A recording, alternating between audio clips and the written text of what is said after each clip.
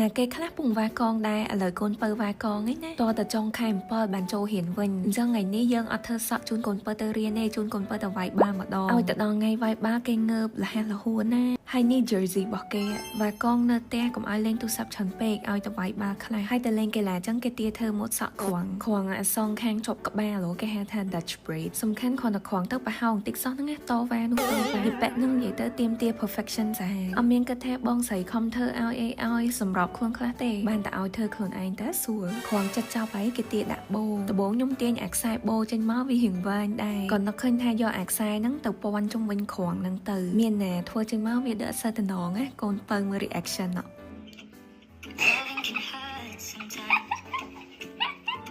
មើលមកក៏ឡើងគួរឲ្យខ្លាញ់ចង់វាយពីបេដៃតែហើយចង់ក្រោយក៏សម្រេចចិត្តថាដាក់អាបូខ្លីនេះពណ៌ស្វាយនេះមកខ្ជូតមួយយ៉ាងដែរឥឡូវរួចរាល់ហើយតោះយើងនាំកូនពៅទៅវាយបាល់អត់មានឆ្ងាយអីទេនៅក្នុងបុរីនឹងឯងក្នុងមួយអាទិត្យគេទៅ3ដងថ្ងៃច័ន្ទថ្ងៃពុធថ្ងៃសុក្រទៅលេងចឹងមួយយ៉ាងដែរតែដោយសារកូនពៅនៅសាលាគាត់ចង់ចូល team volleyball ប៉ុន្តែគេអត់ឲ្យចូលទេដោយសារគាត់អត់ចេះលេងហើយពេលគេលេងម្ដងឈរមើលមុខគេចង់ចូលលេងមួយគេប៉ុន្តែគេអត់ឲ្យដោយសារយើងលេងអស់នោះតែអត់អីទេមកពង្រឹងសមត្ថភាពពេល summer គីឡូថាពេលចូលទៅវិញទៅយើងបកែលេងគេឲ្យយើងចូលលេងមួយគេចឹងណានិយាយទៅគេសុំរៀនលេងយូរហើយប៉ុន្តែតែមានពេល summer នឹងបានជូនមកខ្ញុំនៅមើលតែផ្លែតែខ្ញុំក៏ឆ្លៀតទៅផ្ទះមុនដើម្បីធ្វើម្ហូបសម្រាប់មុខម្ហូបយើងថ្ងៃនេះគឺខ្ញុំធ្វើសាឡាត់សាច់គោអញ្ចឹងសាច់គោហ្នឹងខ្ញុំកាត់វាជាដុំអញ្ចឹងមកហើយប្រឡាក់វាជាមួយនឹងផេងខ្យងទឹកស៊ីអ៊ីវរ៉ូឌីស្ករបន្តិចអំបិលបន្តិចហើយនឹងល្ងសអូហើយទឹកដោះគោស្រស់បន្តិចដែរបន្ទាប់មកខ្ញុំផ្អាប់វាទុកប្រហែលជា10នាទីហើយខ្ញុំក៏មកចិតបន្លែនេះដូចគេហៅថា iceberg ខ្ញុំកាត់វាជាដុំតូចៗតិចដោយសារធ្វើអញ្ចឹងទៅវារៀងស្រួលញ៉ាំពេលយើងដាក់ចូលមកអត់សូវធំពេកដែលលាងហើយខ្ញុំត្រាំវាចូលទៅក្នុងតកកទៀតបន្ទាប់មកខ្ញុំចិតតៅហ៊ូជាដុំតូចៗយកវាទៅបំពងទុកដាក់ចូលទៅក្នុងសាឡាត់របស់យើងដែរ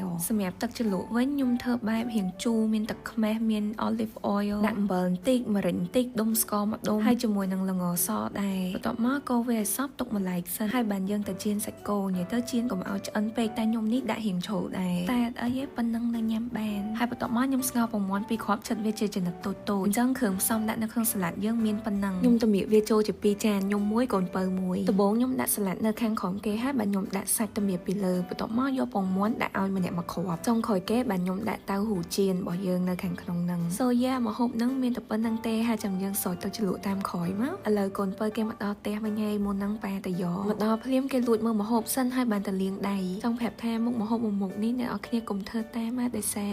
កូនពៅថាអត់សូវឆ្ងាញ់ទេអញ្ចឹងអ្នកនរគ្នាគ្រាន់តែមើលទៅបានហើយគាត់ថាទឹកជ្រលក់អត់សូវមានជាតិខ្វះរសជាតិអត់សូវឆ្ងាញ់ទេធ្វើអត់ឆ្ងាញ់និយាយតាមធំមើល It's not bad but not good ទទួលយក